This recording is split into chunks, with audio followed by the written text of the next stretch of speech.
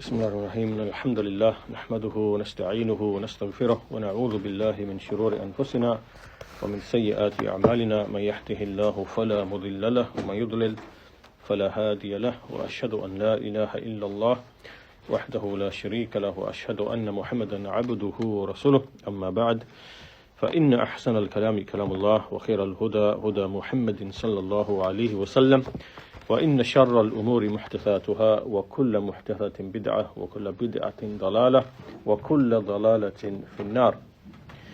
So today is lesson number 7 in the section to do with Al-Qadr, which is the divine pre-decree or predestination, as they say in English. And this is lesson 42 overall in the book. So,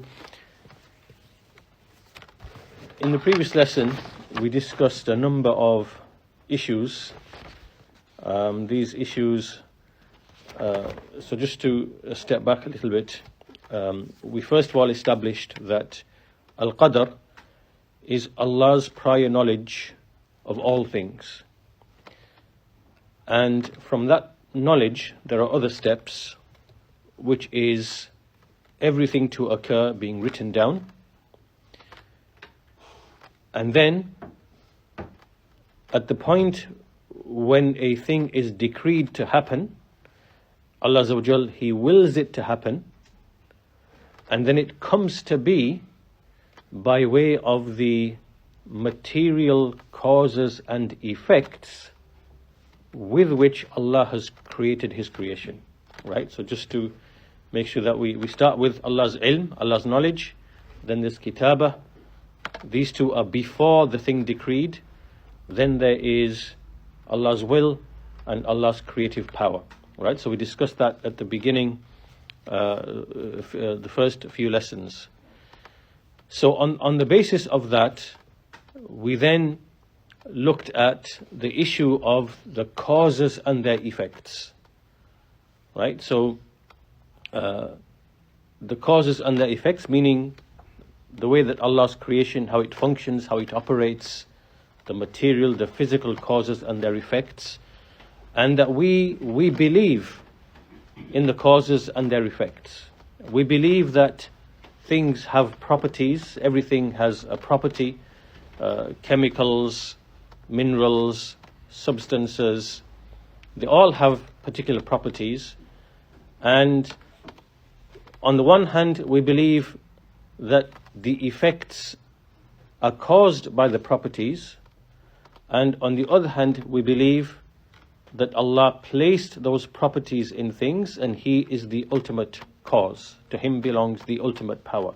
And there's no conflict, there's no contradiction between saying, for example, that when you drink water, the water quenches your thirst because it has that property. Right? There's no conflict between that and between saying that this is by Allah's decree. This is by Allah's determination. Right? This is by Allah's determination of things, because He put the property in the water. Just because we affirm this power or this property in the water doesn't mean that we've now stripped the attribute of power from Allah. There's no conflict between these two things. Right? If we say power has the water has the power to quench your thirst, fire has the power to burn. When we say these things and we attribute power to these things, it doesn't mean that we've now divested Allah Azza wa Jal of His attribute of power. Because this is what some people do say that. They make a mistake and they say that. Like the Ash'aris, right? So that's on the one hand. And on the other hand, we are not like the materialists, the atheists, the naturalists, those who say that we can explain everything through the properties of things. Right? So since we know the mechanics and the mechanisms as to how things happen in creation, in biology, in chemistry, in physics, and we know the mechanics of all of that, we therefore do not need to explain, we don't need a creator. And this is false, because causes and their effects and the way that they've been tied together, there has to be one who who placed those causes and their effects. Just like a very simple example, an engine, the mechanics of an engine, how it functions. Just because you know how the engine functions and you can explain how it's all working does not mean that the engine wasn't the product of a creator or an engineer, right? Doesn't follow just because you know the mechanics of how things are working. In the same way, just because you know the mechanics of how the creation functions, whether at the large scale or the small scale, does not mean it doesn't have a creator who gave everything its particular properties, right? So we established, therefore, after that things have properties. Allah put the properties in those things, right? And we neither, we don't say that things only happen because of the properties of things, nor do we say, well, actually, no, we can't give things properties, because it would mean that we are attributing power to other than Allah, right? That's, both of these are incorrect. From this point, once we establish this point, and upon this, obviously, this means that we as Muslims, we are encouraged to study Allah's creation, to learn the properties of things, and to investigate and to exploit and use what we understand for the benefit of mankind, right? So this is something that we encourage to do. So from this second point now, we are making a bridge to man, right? To man himself, and applying the same thing to man, right? So, for example, we have a rock. We say that the rock is made of a certain mineral and some metal, so it has the property of hardness, and Allah put the property in there. And so Allah put it in there. The rock has the property. When we throw the rock at the window, it's the hardness of the rock and the momentum that caused the window to break, right? And Allah is the one who decreed all of that. But here we are speaking about something which is inanimate. It has no life. It has no choice. It has no will, right? So when we move from inanimate things, where the discussion is quite simple and straightforward, we are now going to move to, let's look at the human, right? So as humans, we can think, we can choose, we can speak, we can reflect, we can act, we can do all these things. So is there, so the point being that the discussion is exactly the same, right?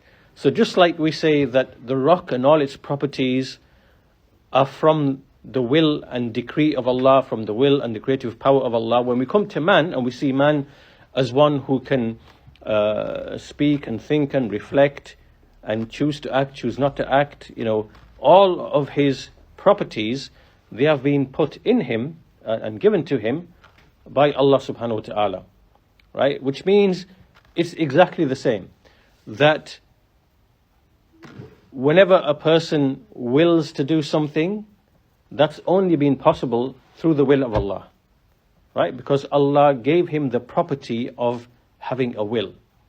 And whenever someone performs an action or does something, he is still under the creative power of Allah, because Allah is the one who gave him that power and that property. Just like Allah put the power of quenching thirst in water, the power to burn within fire, and so on and so forth. It's exactly the same discussion. There's no difference.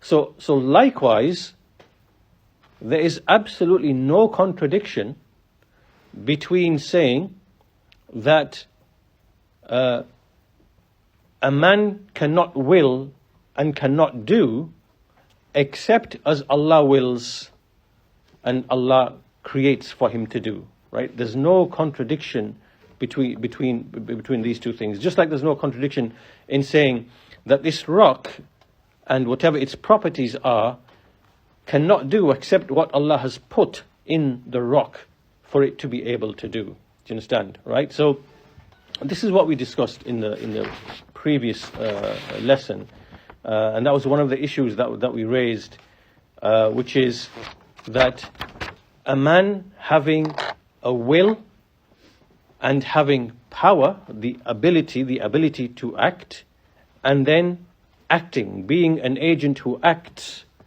this does not clash or contradict the qadr, meaning Allah's determination of all things, and not Allah's prior knowledge of all things. Like, there's no contradiction between these two things. There's no conflict. Because all of this is part and parcel of al-qadr. Right? So this is an important thing to grasp and understand. That was the issue, one of the issues that we looked at in the previous lesson. And then the second issue that we looked at was the issue of evil. Right? The issue of evil, good and evil. How can we explain evil within Allah's creation, and can evil be attributed? Can it be ascribed to Allah? So we discussed that issue in the previous lesson, and we made a distinction. We said we have to make a distinction between the thing that Allah decrees, this being an action of His, and then the thing decreed, which is, obviously the thing decreed in Arabic, it's al-qada and al-maqdi. So it's a very subtle distinction, and we gave like a number of examples to illustrate that. For example, if Allah created hunger,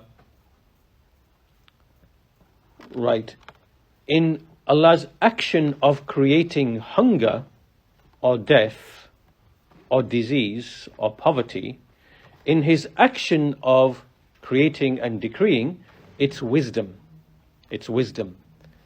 And there is some good and benefit in it.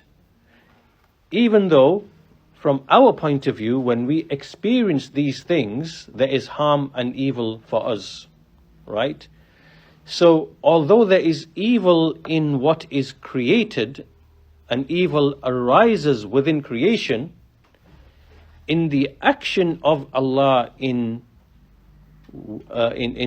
creating that, His act is not evil, right? That's not an evil act. That's an act of wisdom, right? An act of wisdom and justice. And so the wisdoms in that would be, for example, that if we didn't have poverty, we would never know what is affluence. And if we didn't have death, we would not know what is life and appreciate. And if we didn't have disease, we would never appreciate what is good health and benefit good health, and so on and so forth, right? So we wouldn't know those meanings had we not had contrasting, things for us to grasp and understand. So in Allah's act of creating those things, there is wisdom and goodness. So evil is not attributed to Allah, even though within what Allah created, evil can arise and evil can occur, right? So He is the creator of good and of evil, but evil is not actually attributed to any of His actions, and nor in His act of decreeing, right? So we discussed that issue as well in the previous lesson. And this now brings us to the third issue then. So this is now we start getting into like the arguments to do with predestination, right? And where basically we come to the issue of free will, and can a person be held accountable, held responsible for his deeds? And is it right for a person to actually use al-qadr as an argument to justify his actions? Right, so today's lesson, this was a recap of what we've done previously. So today's lesson number 7, starts from this point. The Shaykh, rahimahullah, he says, فَإِنْ قَالَ قَائِلٌ, if a person was to say, أَفَلَا يَصِحُّ عَلَى هَذَا التَّقْدِيرِ أَنْ يَحْتَجَّ بِالْقَدَرِ مَنْ خَالَفَ الشَّرْعَ. So the Shaykh says, now a question can arise.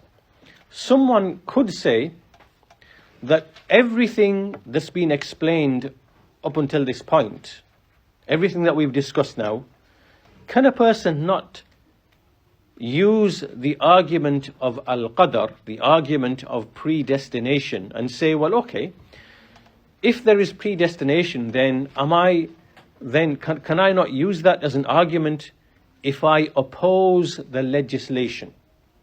Meaning, if I oppose the commands and prohibitions of Allah. So if I drink, for example, if I fornicate, for example, if I steal, for example, if I murder, for example, well, that's Allah's decree. That's predestination. So am I not justified by way of the decree in opposing the legislation, right? So obviously this is like the big issue, and we're going to discuss the answer to this question through three lines of evidence. First of all, the Quran, then the prophetic Sunnah, the Hadith, and then thirdly, arguments of reason and intellect. And then we will look at some kind of doubts and misconceptions that follow on from that, right? So that's what's going to be in today's lesson. So the Shaykh says, فَالْجَوَابِ, the answer to this is أن الاحتجاج بالقدر على مخالفة الشرع لا يصح كما دل على ذلك الكتاب والسنة والنظر. He says, as for using predestination or the divine decree as an argument to justify opposition to the legislation, this is not correct, it's not valid, as has been indicated by the book of Allah, the Quran, by the Sunnah, the prophetic traditions, and another, which is observation or reason or intellect. So then he's going to go through each of the arguments, right? So as for the first, أما الكتاب, so this is looking at a proof directly from the Quran. فَمِنْ أَدِلَّتِهِ قَوْلُهُ تَعَالَى, from the evidences is the statement of Allah, سَيَقُولُ الَّذِينَ أَشْرَكُوا لَوْ شَاءَ اللَّهُ مَا أَشْرَكْنَا وَلَا آبَاؤُنَا وَلَا حَرَّمْنَا مِنْ شَيْءٍ. So this is something that was actually said by the polytheists, the pagans, and their statement is mentioned in the Quran. Allah Azza wa Jal, He says in this verse, the polytheists will say, that they are going to say, if Allah had so willed,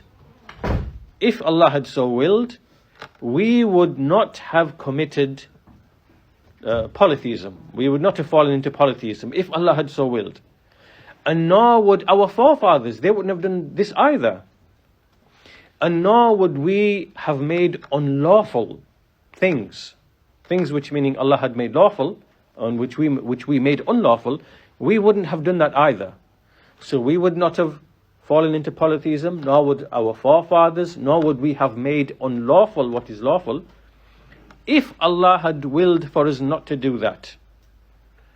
So basically they're using this as an argument to basically say, how can you say that our religion that we are upon, the polytheism, the paganism, the worship of idols, and likewise the laws and the rules that we have decided, how can you say that's wrong if Allah Himself willed it to happen? So in response, Allah Azza wa Jal, He rejected this answer, and He said, كَذَلِكَ كَذَّبَ الَّذِينَ مِنْ قَبْلِهِمْ حَتَّى ذَاقُوا بَأْسَنَا. Likewise was said by those who rejected before, those who came before them and rejected, the messengers, until they tasted the punishment. Right? So in this verse, what is the point of evidence in this verse?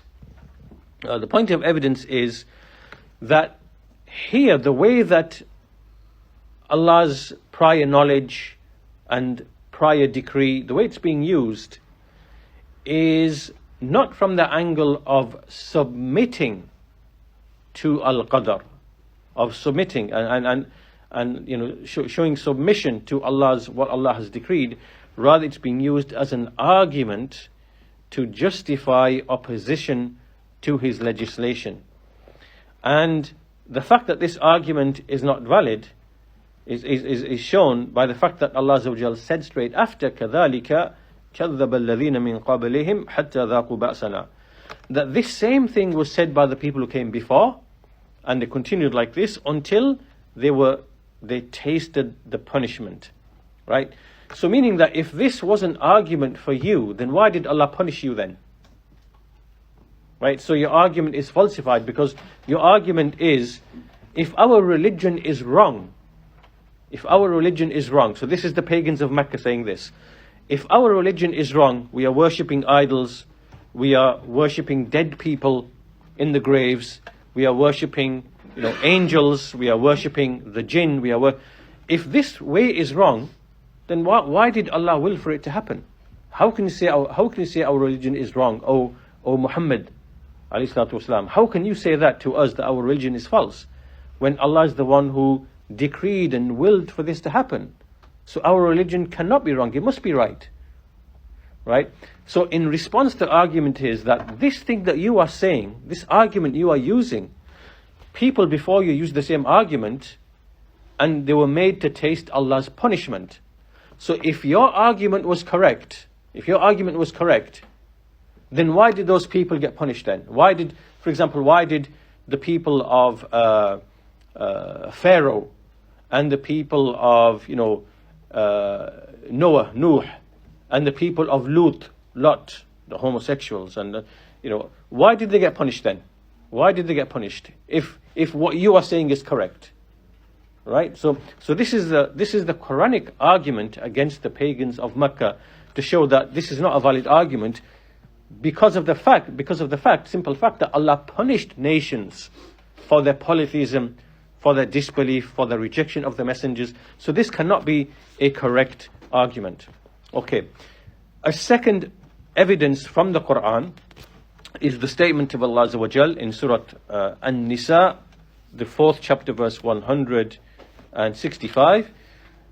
Allah Azza wa Jal, He speaks about the messengers. Rusulan, mubashirina wa munzirin, li'alla yakuna linnasi ala Allahi hujjatun ba'da rusul. So here Allah is speaking about the messengers. Right? He sent the messengers as those who give glad tidings. So they give glad tidings to the people that if you are righteous, then you will have Allah's forgiveness in paradise. And if you are evil, and if you are sinful and disobedient and whatever, then we warn you, we caution you against the punishment in this life and the next. So this is what the messengers do. They give glad tidings, they give the good news to the righteous people, and they warn the evildoers. So Allah is saying that He sent the messengers as those who give the good news and who give the warning, so that the people do not have any proof against Allah. So they have no argument with Allah after the sending of the messengers. After the sending of the messengers.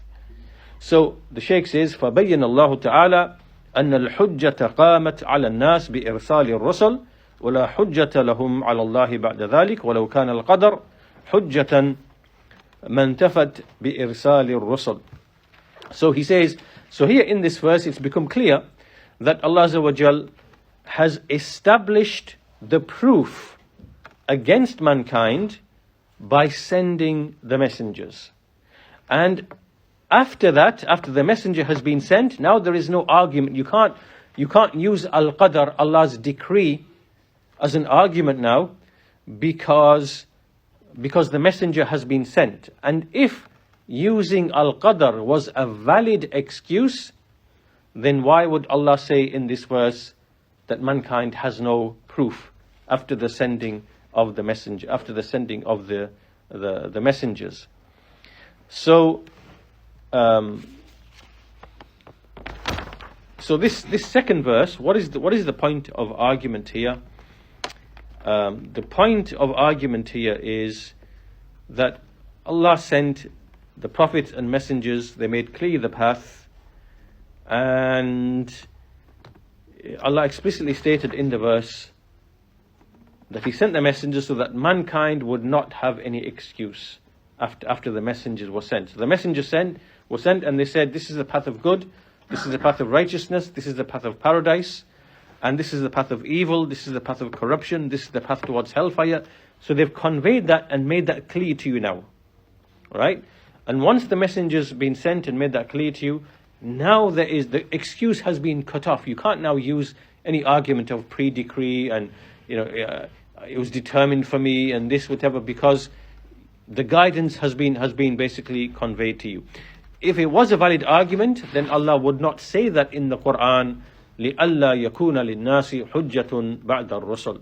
Allah would not say that, right? That so that there would be no proof left for mankind, after the sending of the messengers. Okay. Now, so these are two evidences from the Quran. Before we look at evidences from the Sunnah, there's just a couple of issues here that the Shaykh mentions, which is, if someone was to say, if we can also say to the sinful person who says, for example, well, look, it's decreed upon me that, I drink and I gamble and I do not perform my obligations. It's decreed upon me. And so we say to him, well, how did you come to this knowledge that Allah had decreed upon you? Like, how do you actually know that? How do you know what's in the decree of Allah? How did you come to know what's going to happen? And how do you actually know that this is from the decree of Allah? And, did Allah reveal this knowledge to you? How did you get this knowledge? Because remember, al-qadr is the knowledge of Allah of what is going to happen. And that knowledge has also been written down. So how did you, when you use the argument, oh, well, it was written for me to, drink alcohol and to, whatever. But how did you know that before doing it? How did you know that? There's no way for you to know that, right? And so if you do not have knowledge of that before it happens, before you do it, then how can you know something which is majhul, which is unknown to you, to be an actual argument for you?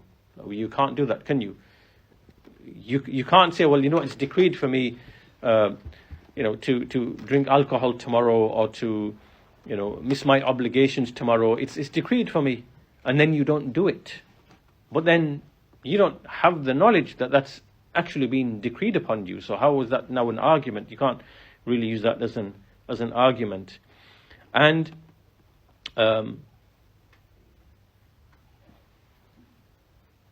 so in a like fashion, you could equally say, oh, tomorrow it's decreed for me to be a righteous person. You could have actually said that. You could have said, oh yeah, tomorrow it's actually decreed for me to refrain from alcohol and to be good to my parents and to give charity and to establish my obligations. That's what's decreed for me to tomorrow. Like, and then you would use that. So like, why didn't you use that argument? Why did you use this one, but not that one? Right? And what's the distinguish between what, that you should be saying this one and not that one? Like, so this is not an argument, because you are just simply using what is unknown to you to justify your disobedience and your sin and the life that you want to live. So this is not really an argument. Then also on top of this, the Shaykh goes on to say that, in fact, all of your other deeds, everything else you do, shows that this argument you are using is actually false, right? Because let's say, for example, you were setting out on a journey and you had a choice between two paths, right? So you could either go on this path where the journey is easy and simple, there's no danger, there's no fear for your property, for your life, if you take this road, whatever. Or you take this road over here, and here there's a danger of being robbed and mugged and stabbed, and and it's not generally a pleasant route or whatever. You are never going to stop there and say, oh well, it was decreed for me. It's from the qadr of Allah that I should take this path, the path of where I may get robbed and mugged and stabbed and whatever. So I'm just going to have to go. You do not think like this when it comes to your day-to-day activities, right? You make actual decisions, and you think of the choices that you're going to make, and you never use al-qadr to relinquish that choice, and just to go along with whatever is bad for you. You don't do that, right?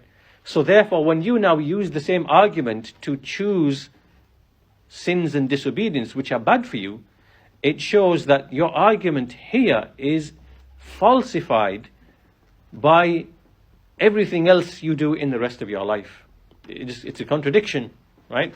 So after that, the Shaykh then goes on to say that in the same way that this example can likewise be given with respect to the path. There's a path over here, the path of sin and disobedience, which will lead you to hellfire in the hereafter. And there's a path over here, path of righteousness, path of obedience, path of rectification, right? The path of prayer and charity and fasting and being good to the parents and good to the neighbor and and so on and so forth. You can choose this path and it will lead you to paradise, right? So what's the difference between the example of the journey, right? You're going through the path of which is dangerous, you might get mugged or robbed or whatever, or the path which is the path of safety. You do that in this life. So why are you then not applying the same thing to the two paths in relation to the hereafter? So anyhow, that's the verses from the Quran, and it's very clear. There is no argument. You can't use the divine pre-decree or predestination to justify your evil deeds. Secondly, we now have evidence from the Quran, from the prophetic traditions, and so the Shaykh says, وَأَمَّا السُنَّةِ, as for the Sunnah, from the evidences is what we find established in the two authentic compilations, the Sahihan of Al-Bukhari and Muslim, from Ali bin Abi Talib, who said that the Prophet sallallahu alaihi wasallam, he said, مَا مِنْكُمْ مِنْ أَحَدٍ إِلَّا وَقَدْ كُتِبَ مَقْعَدُهُ مِنَ النَّارِ وَمَقْعَدُهُ مِنَ الْجَنَّةِ. Okay, so the Prophet said to his companions, there is not one of you except that his seat in hellfire has already been written, and his seat in paradise has already been written. Right? What this means is Allah has prior knowledge of the inhabitants of paradise and the inhabitants of hellfire. This is from His eternal knowledge, and Allah has that knowledge. Who is the inhabitant of hellfire? Who is the inhabitant of paradise? Then this knowledge has been written down. Right. Just because it's been written down does not mean that anyone has been forced to do the actions that will subsequently lead him to go to paradise or go to hellfire, right? So we'll look at that shortly. So anyhow, this is what the Prophet, he said this. And then the companions, when they heard this, they thought, okay, well, they said, قالوا يا رسول الله أفلا نتكل على كتابنا وندع العمل. So the companions said, well, in that case, why can't we just rely upon what's been written and leave off action? Like, if that's the case, that paradise has been written already or hellfire has been written already, then what's the point of us acting? Should we just abandon action? Should we just abandon the prayer and fasting and doing hajj, doing pilgrimage, and being good to the parent, good to the neighbor, giving charity, doing remembrance, doing all should we just abandon all of that and rely only upon what has been written? So the Prophet ﷺ, he said to them, i'malu, he said, work deeds, do deeds. فَكُلٌّ مُيَسَّرٌ لِمَا خُلِقَ لَهُ.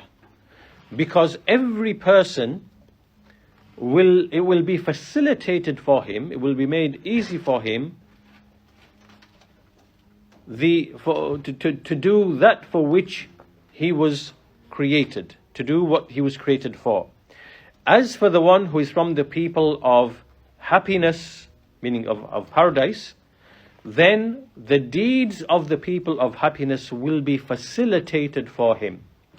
And as for the one who is from the people of wretchedness, meaning the people of hellfire, then the deeds of the people of hellfire will be facilitated for him. Right? Then the Messenger of Allah, he mentioned a passage from the Quran.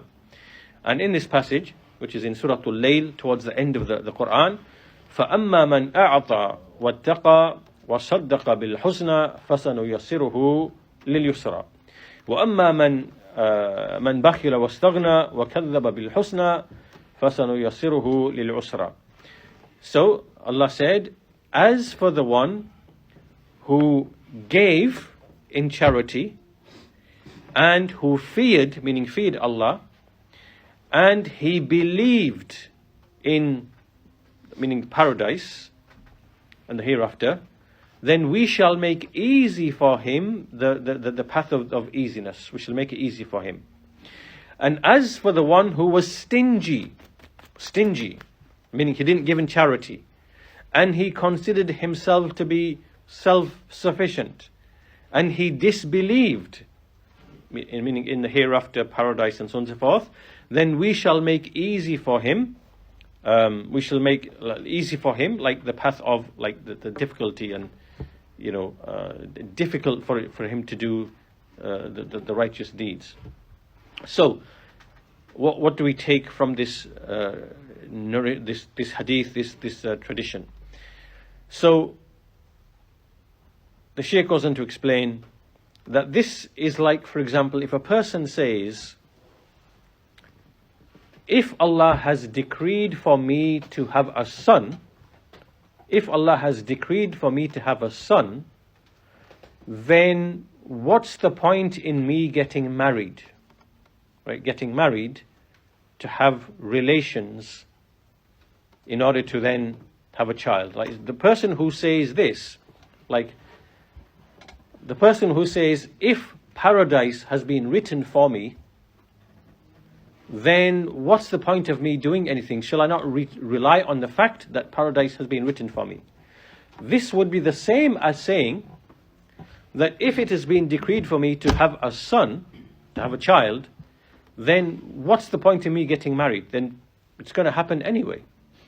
Right? And nobody, the Shaykh says, this is not, any person who says this, لَعُدَّ هَذَا الْقَوْلِ سَفَهًا فِي الْأَقْلِ. This statement would be considered to be like foolishness in intellect.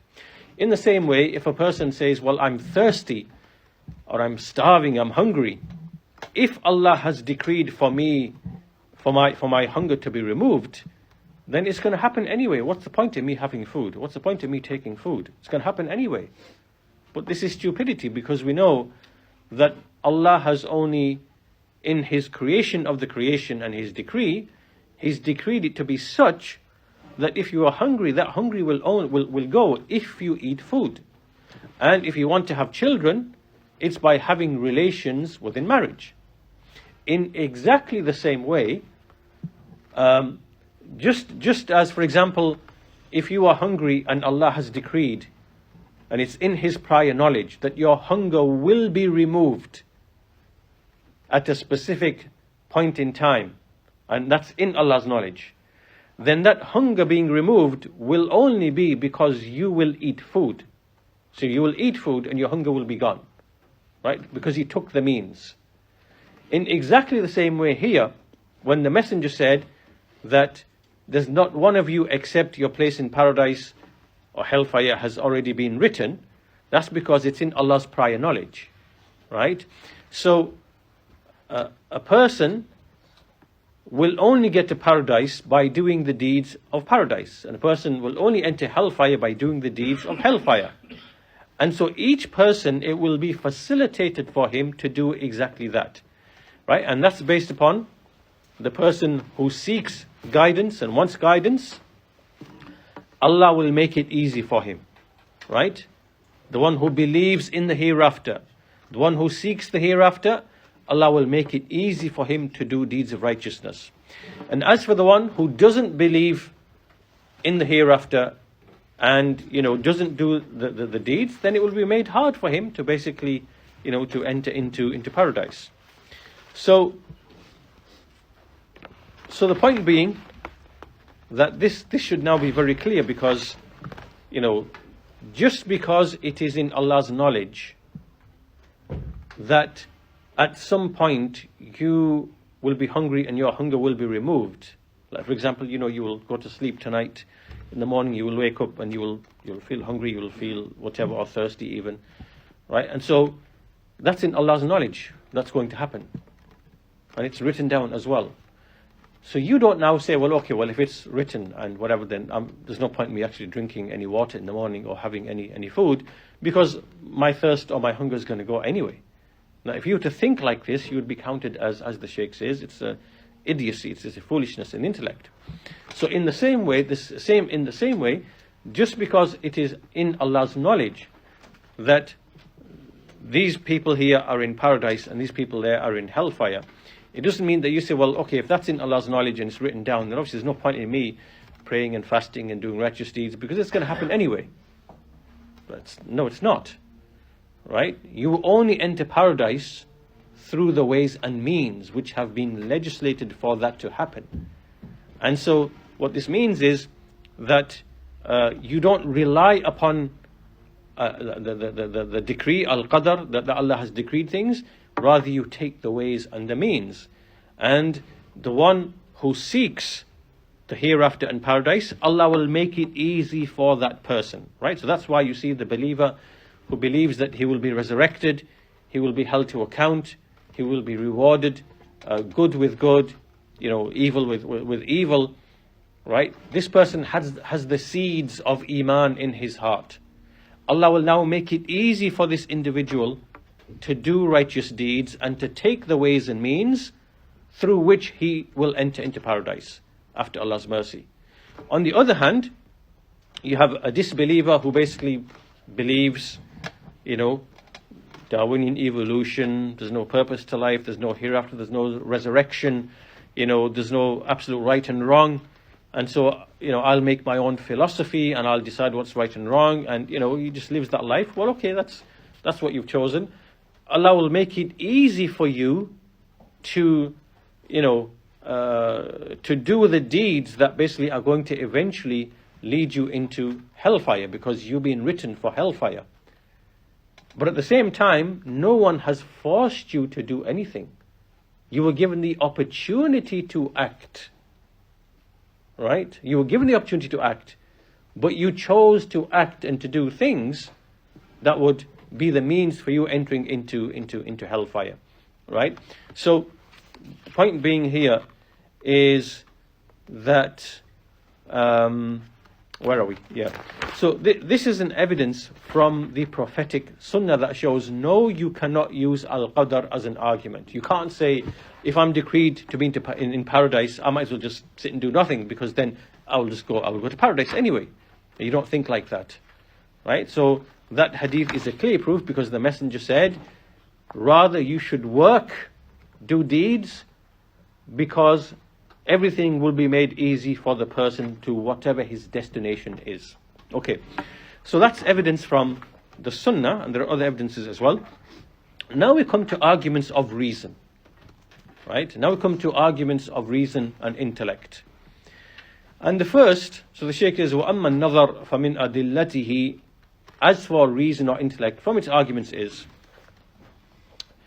he says, أَنَّ تَارِكَ الْوَاجِبِ وفاعل المحرم يقدم على ذلك باختياره لا يشعر أن أحدا أكرهه عليه ولا يعلم أن ذلك مقدر لأن القدر سر مكتوم فلا يعلم أحد أن شيئا ما قدره الله تعالى إلا بعد وقوعه فكيف يصح أن يحتج بحجة لا يعلمها قبل إقدامه على ما اعتذر بها عنه.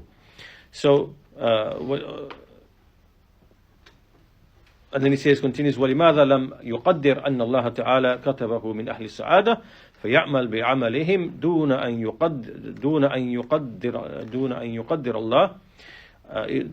يقدر أن الله كتبه من أهل الشقاوة ويعمل بعملهم. So this first line of reasoning is actually what we mentioned earlier on. It's basically that, okay, the person who commits what is unlawful, or he avoids an obligation that he's supposed to do, he did this by his choice. And, he knows that no one actually forced him to do anything. So if you took a cigarette, or if you sniffed some drugs, or if you drank some alcohol, or if you stole someone's, car or something, you know full well that no one really forced you to do that. You did that from your own free will to do that. And you can't say, well, okay, I know that it was in Allah's decree for me to do that. That's why I did it. Because who gave you that knowledge? Like, how did you know the secret of Allah? Because Al-Qadr is the sir maktoum, is like a hidden secret. No one knows what is from Al-Qadr until after it occurs. So how did you come to know this secret, how did you come to know it? Because what Allah has decreed is only known after it occurs, that it was decreed to occur. So how are you then able to use that as an argument when you don't even know, before you proceed to drinking the alcohol or doing whatever it is that you're doing, that this is what's been written upon you? How did you know that? You didn't know that, so you can't use an excuse. And then likewise, why did you not think, okay, you know what, Allah has decreed for me to abandon drinking alcohol, and to abandon stealing, and to abandon, my abandonment of obligations, or whatever it might be. Why didn't you say that? And therefore you then do the righteous deeds of the people of happiness and paradise. And so therefore, you thought like this, rather than thinking, well, I'm from the people of hellfire, and it's decreed upon me to do these sins, so what can I do? Why did you think that instead? Like, why did you think that instead of this? Right? So it shows that the argument is actually false. And so this first argument for reason is in connection to ilm, to knowledge. How did you know from Al-Qadr that this is what's decreed upon you before it actually occurred, such that you can now use it as an argument? Well, you can't. Because equally you could have said, oh, you know what, it's decreed upon me that I will be righteous, and I will, do the righteous deeds, I will abandon the evil deeds. Well, you could have equally as well have said that, because you are ignorant of what the actual decree of Allah is. So that's very clear. The second argument from Al-Qadr is that the Shaykh says, أن إقحام النفس في مآثم في مآثم ترك الواجب وفعل المحرم ظلم لها وعدوان عليها، كما قال له تعالى عن المكذبين للرسل وما ظلمناهم ولكن ظلموا أنفسهم. ولو أن أحدا ظلم المحتج بالقدر على مخالفته ثم قال له ظلمي إياك كان بقدر الله لم يقبل منه هذه الحجة، فكيف لا يقبل هذه الحجة بظلم غيره له ثم يحتج بها بظلمه هو لنفسه. Okay, this is a very good, powerful argument of reason against the person who tries to use predestination to claim he has no free will and that he's forced to do what he... this is a very good argument. And the argument is that when you have an individual and he thrusts himself into all sorts of unlawful things which are haram, unlawful, so he fornicates, he drinks, he gambles, he abandons his obligations, he does all of these different things. And what he's doing here is that he is oppressing his own soul. Right? This is because when a person sins, he is committing oppression against himself. Right? A person can commit oppression against himself. Right? So this is dhulm of oneself. Just like, for example, Allah says in the Quran about the people of disbelief, we did not oppress them. وَمَا ظَلَمْنَاهُمْ, we did not oppress them. وَلَكِنْ ظَلَمُوا أَنفُسَهُمْ, but they wronged themselves. They brought ruin and wrong upon themselves. Right, so just think of this situation first. A sinful person is wronging himself. He's doing dhulm to himself. Okay. Now, the person who uses Al-Qadr as an argument, meaning the one who says, oh, it's written upon me to drink and to take drugs and to steal and to have illicit relationships. It's written upon me to do that. What can I do? It's in the decree of Allah. Now, if you were to come to this person and someone was to oppress this individual, so for example, you could go, if someone was using this argument, you could go to him and give him a backhand this way and punch him in the stomach, and then drag him by the hair to his house, smash his door down, smash his windows, put acid on his car, and do everything whatever possible. And you would say to him, you know what, this was by the decree of Allah. All of this was it was written for this to happen.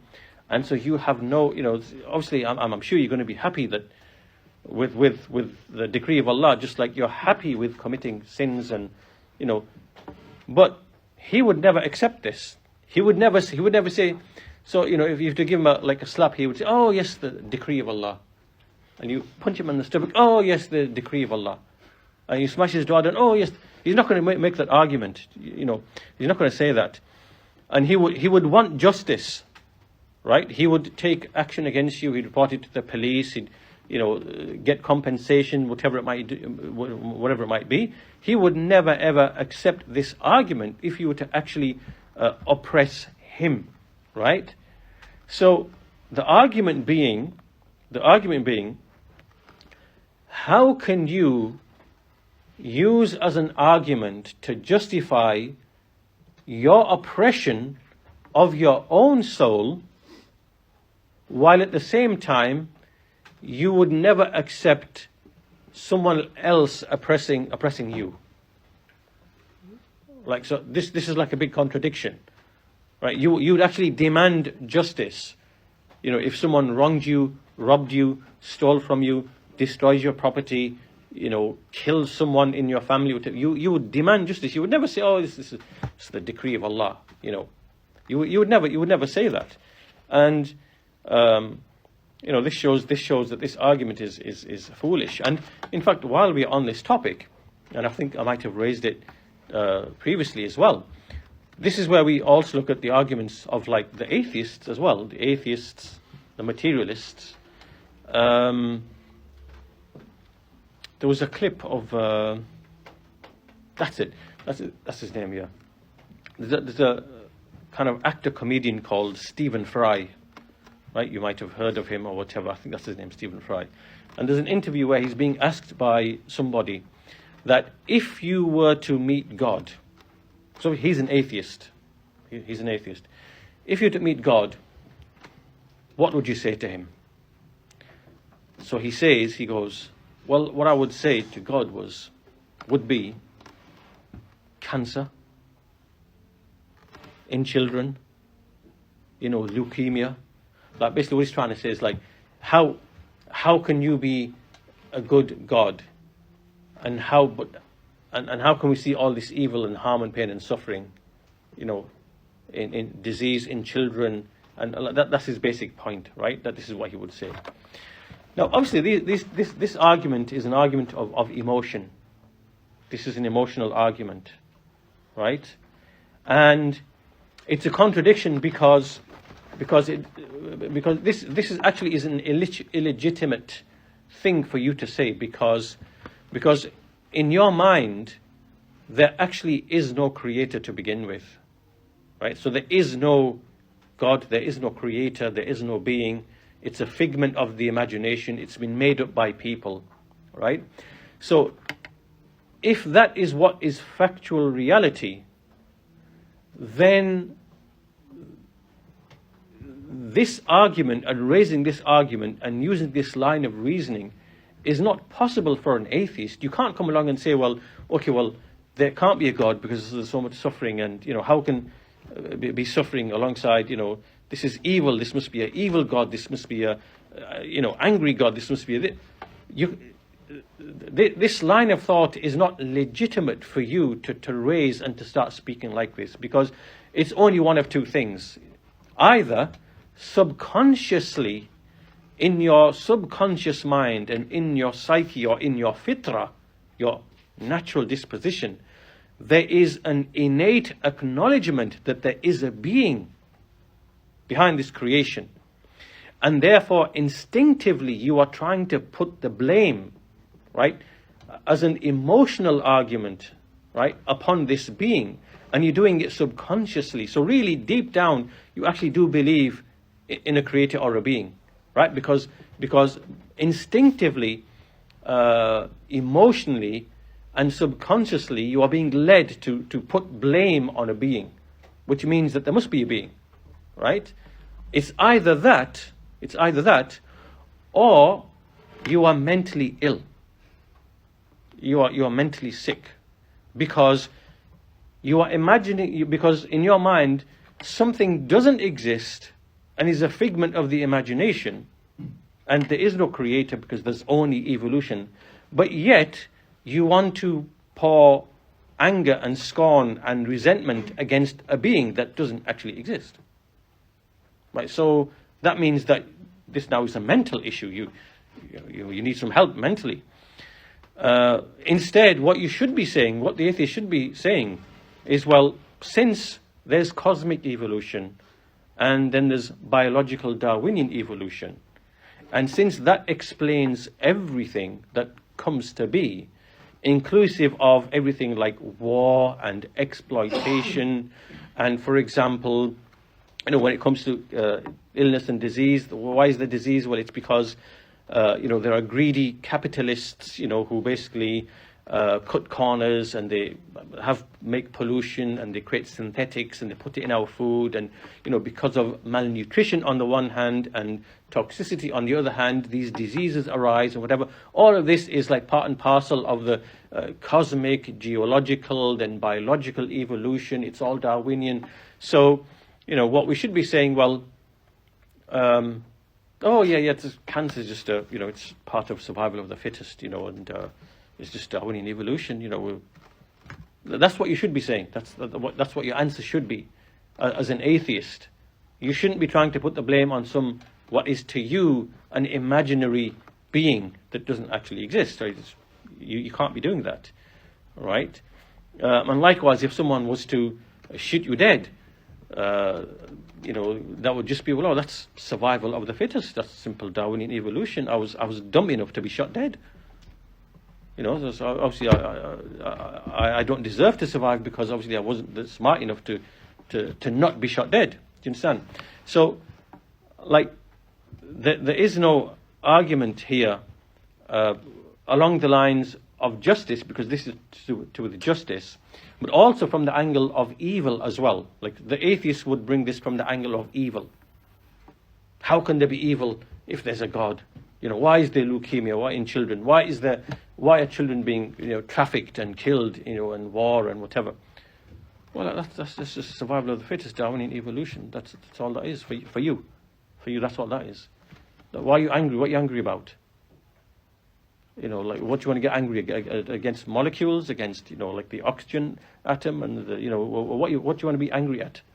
Because that's Darwinian evolution. Why are you trying to blame a God? So it doesn't make any sense. There's no rationality here for the atheist to use this type of argument. So that's really number 2. So we'll stop at this point because we've gone over our time. So we'll take this up in the next lesson, inshallah ta'ala. We're going to look at one more, and then we're going to look at some kind of counter arguments that come along. But I think we'll stop there for today, inshallah ta'ala, and we'll continue with that in the next lesson. Walhamdulillahi Rabbil Alameen. Wa sallallahu ala nabiyyina Muhammad wa ala alihi wa sahbihi ajma'in.